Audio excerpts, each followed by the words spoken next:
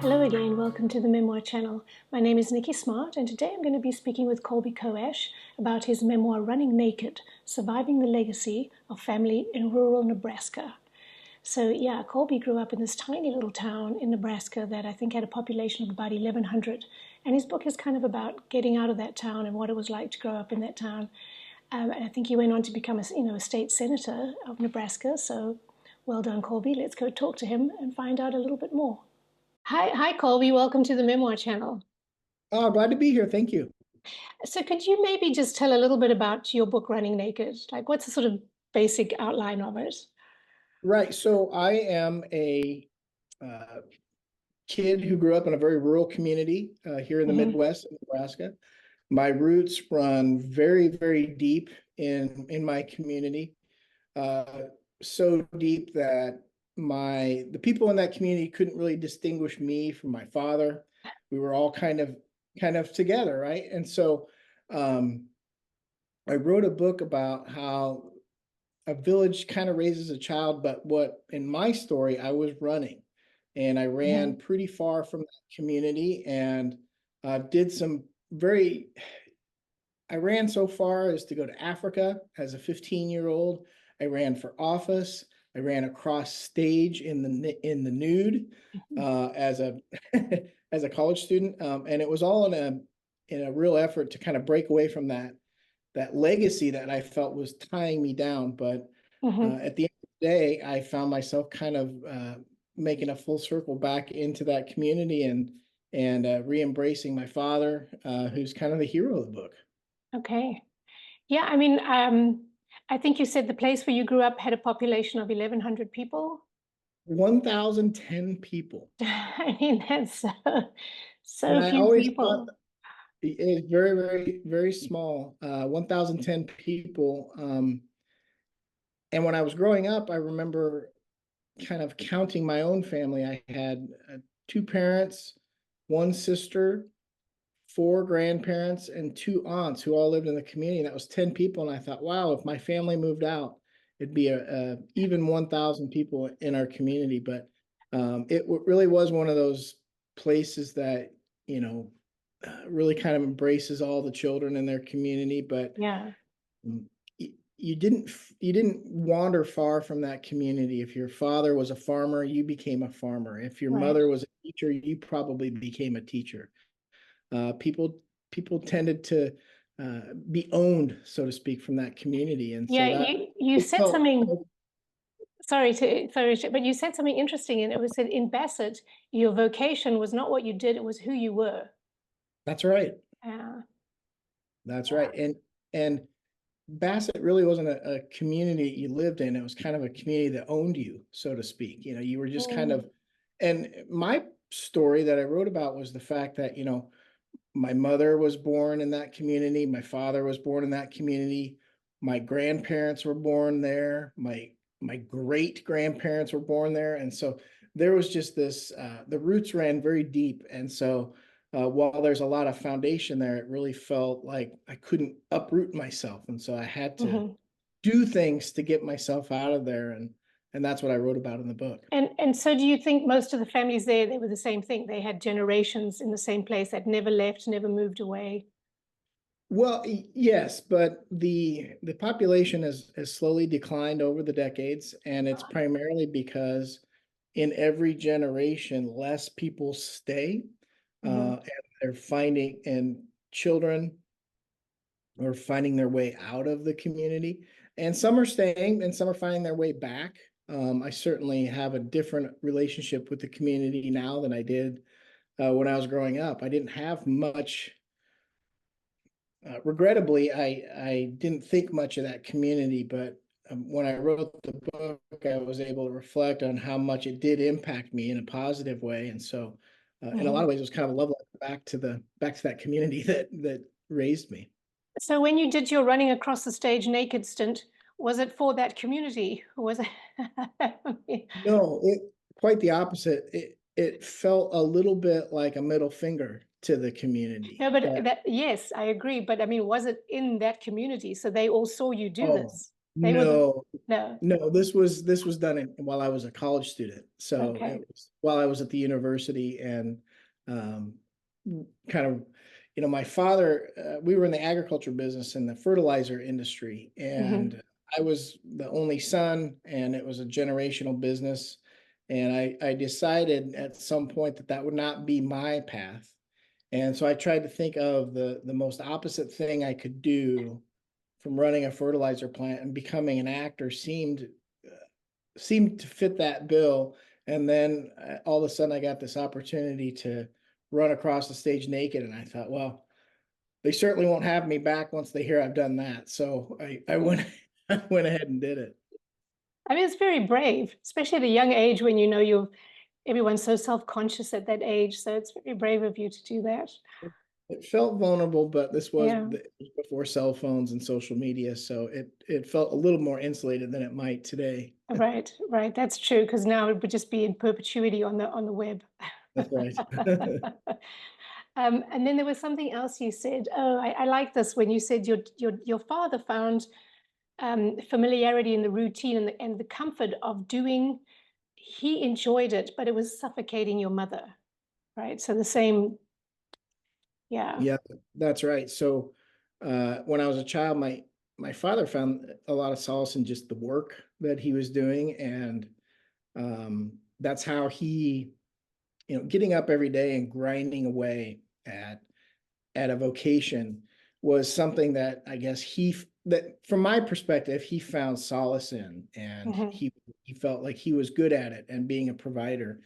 And all of his work was kind of encapsulated within that community. But my mother, in contrast, felt very stifled by the community and didn't feel Hmm. like she belonged. And so she was kind of a model for me, not in a good way necessarily, of running. And she took off and left our family when I was about 15. Hmm. And so I wrote about that in the book as well. Right. So it wasn't a great experience, but with the blessing of time, I was able to reflect a little bit of how it impacted me, and that's what I Yeah. wrote No, about. I mean, it's a big, obviously, if your mother leaves. And I mean, she went out to California and then she did actually give you the option to stay with her, right? But you were Yeah, 15 at the time. she did. Yeah, kind of an unfair position she put me in. She said, "Well, you can stay or you can go back." And boy, I didn't want to stay in Nebraska, but I didn't. I felt some loyalty to my father. There was certainly fear. I was kind of resentful to my mother for leaving in the first place. I didn't want her to Hmm. give the satisfaction. So I decided to make my own path, and instead Yeah. of staying in Yeah. California, I found different opportunities to travel and to be on my own. How old was your sister at that time? My sister's a year younger. And was she also given the choice to go and live in California or? I suspect she was, because she did for a short time, Okay. like for a half a year, but she made the decision after a short time to return home, um, to my dad and to me. And so uh, I I didn't write so much about that in the book because I didn't know that story, Hmm. and Hmm. that was kind of her story to tell. And so Yeah, you're right. uh, all I knew from my perspective was she seemed at the time a little bit braver than I felt like she was a little braver than I was, and I kind of resented her for stepping out like that. And so when she came back to Nebraska, I felt a little bit vindicated that I was right, and that we Yeah. shouldn't have given our mother Yeah. the satisfaction of leaving, although, and that was the hardest part for me because I desperately wanted out of the community too. Hmm. Uh, but I just I couldn't break free at that time. And so Yeah. I was Yeah. just biding my time, I guess. So, okay, so you moved to college and then you did your time in Africa, but I feel like your big shift started when you started getting into the government, and going there. So I'm not saying it very well, but you talk a little bit about that. I know you Yeah. made that phone call where you spoke to that guy and you said, you didn't want this legislation to pass because you wanted to keep your job. Yeah, I mean, work was a model for me. And so the story that I wrote about in the book, I could share with you briefly. Hmm. If Hmm. So the story I wrote about was, I was kind of desperate to get out of town, and to do that, I needed a car. And I Right. had this, and so I took a cue from my father and I just got a job. And I was washing dishes at a local diner, not very glamorous, but it was earning me money. And my dad had given me a deal.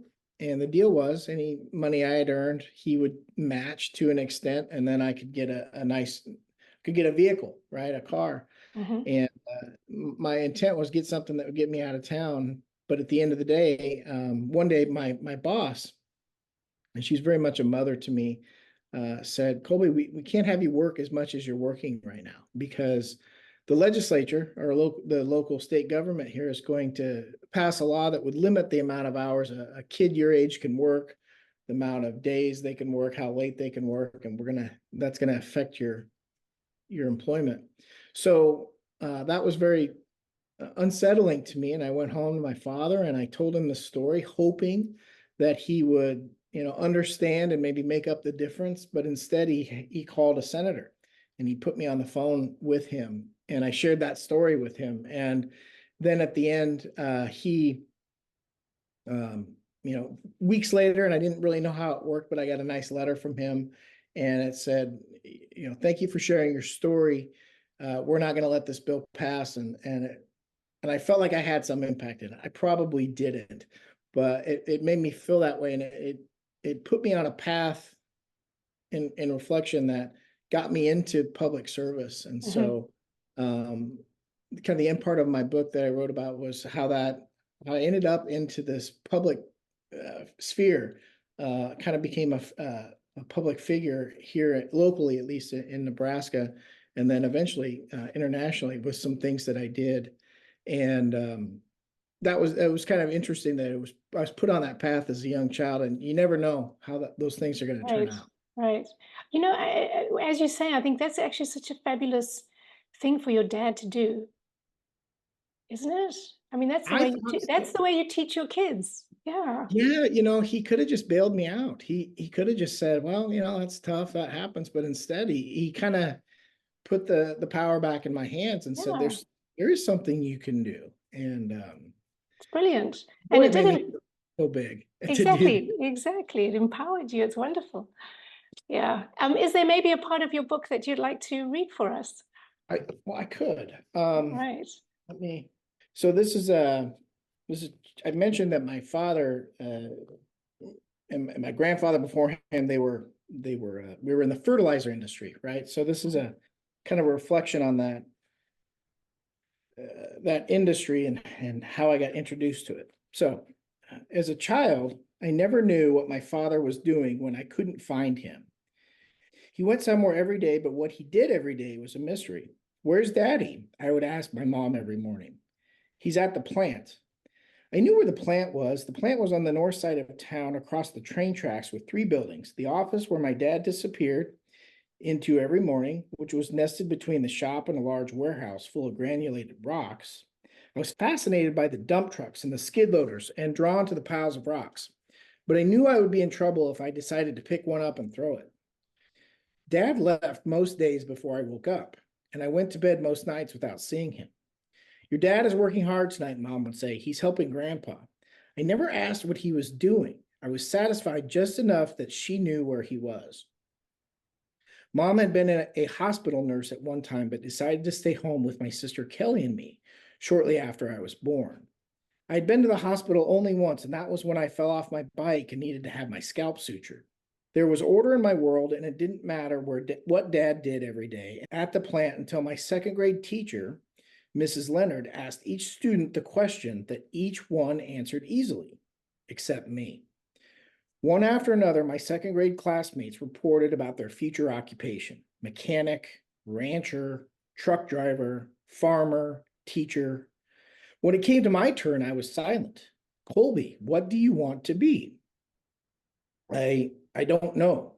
I was angry the answers came so easily for everyone else. She was moving on. Won't you work at the plant with your dad and grandpa? Oh, yeah, that's what I'm going to do. Thankfully, she moved on to the next student, and I was off the hook for an honest answer. But I had just committed myself to a vocation. I didn't know exactly what I had committed to, but in Bassett, people worked the same jobs until they died. Whatever I had committed to, it was for life. Dad, what's your job? I asked that evening as he ate his dinner. We had already eaten and were ready for bed, but Mom was letting me stay up a bit later so he could see us. I work at the plant. You've been there, he replied. I know that, Dad, but what do you do there? He smiled. What's this about? He asked with curiosity in his tone, sounding more patient than usual. It's for class. We're supposed to tell what we were going to do. Mrs. Leonard thought I would just work with you and Grandpa. Dad smiled and surprised me with his interest in the topic. He never asked questions about school. That was Mom's territory. Oh, well, Dad's a fertilizer man.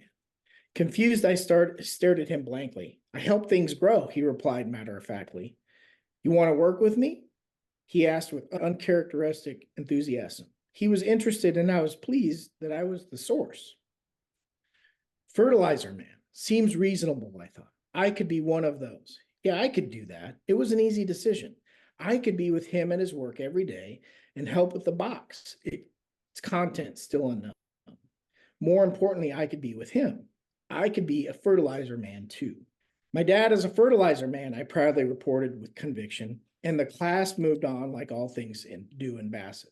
My best friend CJ and I spent most afternoons after school together. Living just down the hill from each other made it convenient. We didn't differentiate between the two houses and raced between them, not bothering to ring doorbells. Our mothers disciplined each of us as her own and let us play unsupervised. Want to see something in my brother's room? To us, CJ's brother Steve was mysterious and powerful. He drove fast cars and played football. He came and went as he pleased, and no one dared to question his 6-foot-plus frame. We knew who the boss was when he was around. Entering his room was forbidden and dangerous. We were not supposed to be there. CJ led me to Steve's basement room. What are we doing? I asked, scared Steve would show up, see us in his room, and give us a pounding. Shh. CJ carefully pulled open a drawer underneath the bed frame and gently pulled out 3 magazines, one by one, laying them in order on top of the bed. They were hot rod magazines. I wasn't interested in seeing them, but waited patiently, still worried Steve would catch us. CJ moved, as if he were disarming an explosive. He pulled some pages tucked between the covers of the hot rod issue. These pages were different. Instead of race cars, there was an image of a naked woman. CJ said nothing as he opened the magazine to the center, taking care not to wrinkle any pages. Spread out across the bed was a full centerfold of a naked woman. We stared in silence. Look at how big her boobies are, CJ said with a lustful pride. I guess they were big. They took up most of the image, but I wasn't sure. What did I have it to compare it to? We were getting away with something. My ears reddened as my heart raced. I was sure I wasn't supposed to be looking at these photos, but was not going to stop. My stomach felt odd as the only sound that I could muster was a giggle. Look at this one, CJ said. He's putting his thing in her. My interior monologue raced to comprehend all the visual stimulation. What was she doing with this man? That's a lot bigger than mine. She looks kind of happy. The combination of these new revelations of nudity, along with the fear of getting caught, was overwhelming. Put it back. We better go, I told him, hoping he wouldn't follow my request. Okay, but look at this one, he said. That's how babies are made. CJ informed me as we took one last look at the treasures in the hidden magazine. Suddenly, I was angry. No, it's not, I retorted, trying to sound smart and worldly. The thought of my parents engaging in acts that I saw in this magazine did not align with the vision of the steps being acted out that could result in a baby. Surely I was not made this way. CJ was wrong, and I knew it in my core. The argument ended as we heard his mother calling for us to come upstairs. The forbidden photos were quickly but carefully placed back within the covers of the Hot Rod magazine. We bounded upstairs, red-faced with a tingling sensation running down our torso. I avoided his mother's eyes, and we quickly went outside. Mom, how are babies made? I asked as I sipped my orange juice the next morning. I just knew she suspected what CJ and I had done, and asking the question confirmed it, but I had to know. I suspected it would not be a quick answer, and when she pulled up a chair, it was confirmed. She grabbed my hands and smiled. I looked away, not wanting to give away what we had done. The first thing to know is that it takes a man and a woman to make a baby. And when they are married and love each other, they come together to make that baby. The dad will fertilize an egg in the mom, and when he does that, a small baby starts to grow. The baby grows in her tummy until it's born. Is that how I was made? Yes, son, that's how all babies are made, even you. She released my hand, which she had been holding to keep me focused, and kissed me on the forehead. That was her sign the discussion was over. She got up and walked away, not giving me a chance to ask questions. I felt vindicated. I knew what my dad did, and it wasn't the stuff I saw in Steve's room. CJ was wrong and had made the story up. Dad didn't put his thing in anyone. He was a fertilizer man who made babies. He took handfuls of little rocks at the plant, sprinkled them over women who wanted to become mommies, and made babies grow. When I saw CJ, I said, "Hey, I talked to my mom, and she told me how babies are made, and you're wrong. A man fertilizes the mom, and that's how babies are made." CJ didn't believe me, but wasn't going to argue. Want to look at them again after school? Okay. I had committed to my teacher that I would be a fertilizer man like my dad. I could live with that commitment and be relieved I wouldn't have to do anything I saw in Steve's magazines. That's actually very, very sweet. And how old were you at that point? You were in second grade, right? You said. Yeah. So, Eight yeah. 8 years old, 9 years old. Very young. So now, okay, so your mom went, and then she didn't come back, right? She never That's came right. back. She Yeah. went to California, eventually to Mexico, and Mhm. that's where she lived until she passed away. Okay. Yeah. But I mean, did you still have a relationship with her growing up? I mean, did you keep in touch and Once she left, the communication was fairly limited. Mhm. Uh, and of course, this was before cell phones and even email. Mhm. So phone calls were kind of my only way of communicating. We did communicate from time to time via phone call. Her mother, my grandmother, still lived in Bassett, and so uh, maybe once every couple of years she would come visit her mother, so I would Mhm. get to see her. For all purposes, she wasn't really a part of raising me Mm. once she left. Wow. Yeah. So okay, so at Bassett is even less people now. It's less That's than right. that. Yeah, Wow. it's down to 730 people. So Wow. it's shrinking. And is your dad, oh, is he still alive? Is he still there? He sure is, and he still lives there. Is he still in Bassett? Okay. Yeah, of course, he will be there until his last days. He's firmly rooted in that community and very Yeah. happy. Yeah. Yeah. And where are you then? Where are you? You're in Nebraska, right? That's But right. So I live in the capital city here okay. in Lincoln. I've parlayed my work in government into work as a lobbyist, and so that requires me to stay close to the Mhm. capital where those activities happen. And how was it for you writing the memoir? Did you enjoy doing it? Was it cathartic? Was it difficult? Well, two things I've shared. One, writing a memoir was probably the loneliest thing that I've ever done. Um, Wow. Writing in general, but I think writing a memoir is it's just nothing social about it. No. You can't write your memoir and watch a sports game on TV. You can't do anything with anyone else when you're writing. It's just you and the computer screen. So I found that to be frankly very lonely. Mhm. Um, and the majority of the first draft was written during COVID, and so people weren't really doing it, anything social anyway. Yeah. So I guess that was okay. But one of my favorite things to do that is if I was writing a chapter or a story about a an event that happened the summer between my eighth grade year and my freshman year, I would get on uh, a music site and look up the top 10 songs that were playing in the summer of 1989. And I would play those songs as I'm writing about the scenes from that time. And it was so fun. Mhm. I mean, listening to that music just kind of put me in a time machine back into those settings because it was really just kind of part of the fabric of what I was writing about. So Yeah. that was really, that part was fun.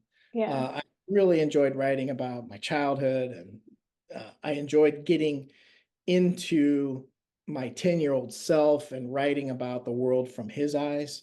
Mm-hmm. Uh, as I just read, I think that was a lot of fun for me.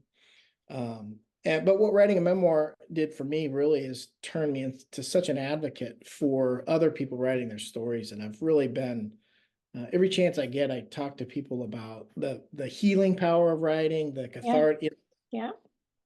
the fun of it, kind of the grind of it, and really encourage people, even if it's just for themselves or their children or their loved ones, to that the effort is worth it. And you Mm-hmm. don't have to go as far as I did with a published book and putting it out into the world. If you just did it for yourself, there's still value in it. So that's been a fun part as well. No, it's wonderful because yeah, I agree, obviously, that memoir, it forces you to sort of look at yourself in a different perspective. And I think that's a really healthy thing to do. Yeah. Yeah, it Yeah. is.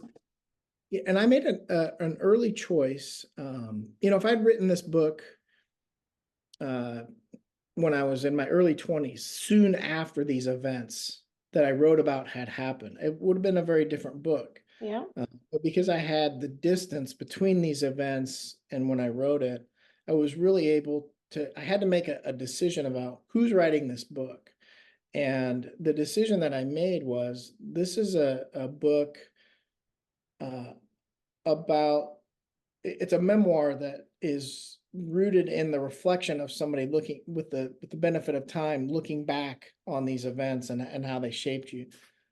Had I written this soon after uh, all these events, it might have been an angry book, and Mm-hmm. Mm-hmm. I'm pleased at the way that it turned out because it's really the reflection and the benefit of time that made this the book that I ultimately wanted to write. And how was it received in Bassett? Oh my gosh, I was so nervous. Um, as I wrote about in the book, I kind of squealed my tires out of town the first chance I got and kind of had a chip on my shoulder and an attitude about the community. And that's what I wrote about. And so then when I got published, I thought, well, these people are going to read it and um, they're they're going to see this chip on their shoulder. But quite the opposite happened. The community kind of rallied around the book to an extent. Lots of people read it because they knew me, they knew my story. I've had some notoriety that I brought in my personal and private or in public Mm-hmm. life that has kind of shine a light on that community and rather than kind of shunning me as I had shunned them, it was quite the opposite. They embraced it. No, that's They lovely. did a book signing there and I continue to kind of do whatever the community asked me to do with regard to the book. Um, because Yeah. they see it as a source of pride and that was unexpected and nicely so. Yeah, no, that's lovely. I'm very glad to hear that.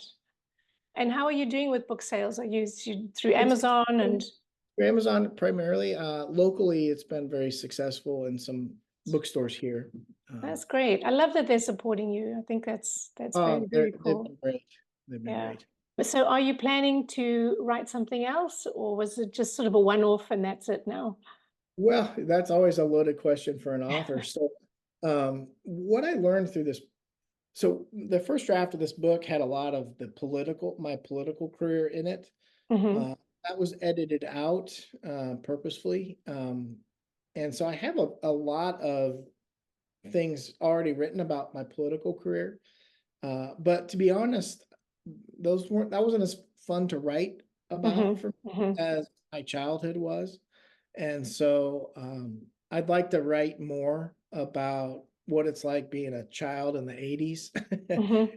and how that impacts us all. I mean, I'm that Gen X generation. And the feedback I'm getting from readers is that that's the parts that they want more of, Sure. that they enjoy more of. And so that Yeah. may be what happens next. I've got more to tell about what that Yeah. experience is like, and we'll see if Good. that goes Good. sometime. Well, then you can come back here and talk to me again when you've done I'll be done happy another to. one. So I know it's a big day today, right? In the States, you're going to go vote today. It's election day, Today right? is a big day, is the culmination of months and years of campaigns making their final push. And Yeah, it's very fatiguing that's just my perception. And it'll be nice to be over and yeah, yeah, have some finality to all the rhetoric yeah, yeah. uh, the I think people will make their choice and we'll move along. And I'm happy to get that part I don't over know. with. Yeah, I mean, I'm in Portugal, and I mean, everyone here is talking about it too. So even even though I'm in a different country, I think all eyes are on America today. So I hope Yeah, it all goes well. thank And you. thank you very much for coming on the channel today and for talking about your book. And if there's anything, I'm just going to put a link because I know you have a website Yes. and a link to the book. And if there's anything else you want me to put on there that you can I think of, think that'll be out the website, so that people can find it. And yeah, really appreciate the opportunity to share it with you and your listeners. absolutely. All right. Thank you so much and have a good day. Thank you, Nikki. We'll talk soon. Take All care. right. Bye bye.